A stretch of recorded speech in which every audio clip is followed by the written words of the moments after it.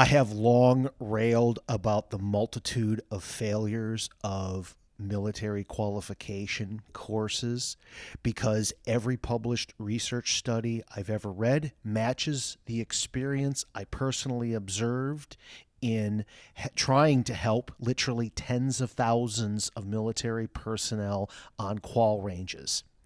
These courses have continually degraded, and it has only damaged knowledge of marksmanship to the point that it has infested problems with gun ownership at large, to include your rights.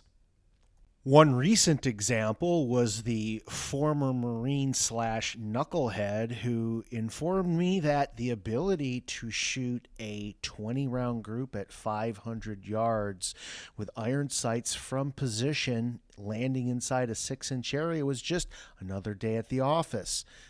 Well, isn't that fascinating?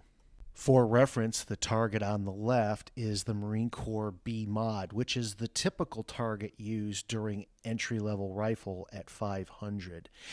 On the right is an MR target, the same dimensions as the MR1, the MR being used at 500, the MR1 commonly used across the course at 600. That X-ring in the middle of the MR target on the right is actually 6 inches. If every Marine could hit that X-ring on purpose, then why would we use such an enormous target for routine qual? Shooting records of actual good marksmen have been kept track of for well over a century. Looking at the records maintained by the Civilian Marksmanship Program at Camp Perry, it turns out that the record for shooting at that target is 200 with 17, which means the very best score ever recorded didn't manage to keep all 20 rounds in that 6-inch area. Looking to the NRA records for high power rifle, 500 yards prone, any sight matches, you'll notice that even the very best shooters in any category weren't able to hold that 6-inch area that this joker claimed every Marine could do as if it were just another day at the office. Fascinating how that differs from the actual recorded records.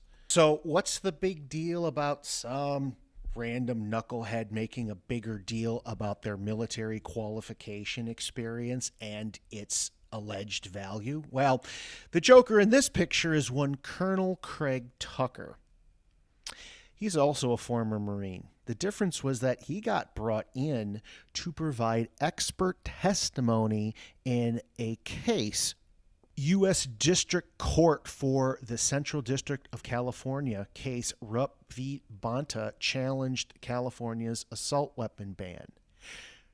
Colonel Tucker was paid $200 an hour by the anti-gun groups that wanted to ban so-called assault weapons.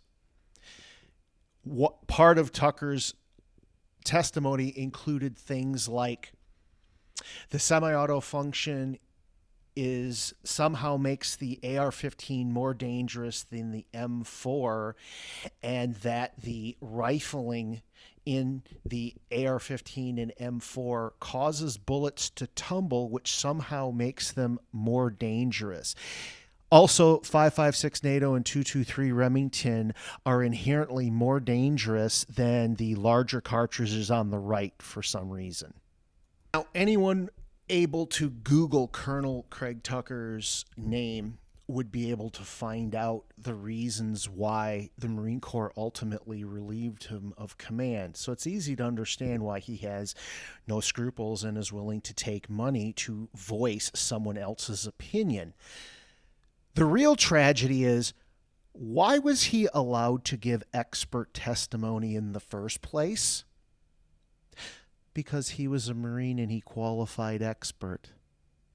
Lots of Marines qualify expert. It's entry-level rifle. It's a novice-level beginner's course. The only appropriate response to Tucker being brought into that room before any of his testimony should have been laughter. All you've ever done is pass qual. Oh, you made expert. You mean you got a gold star on entry-level rifle? Well, isn't that cute? But lots of people don't recognize that truth for what it is. Unfortunately, some of those people include many gun owners. That's the tragedy of letting this kind of nonsense slip.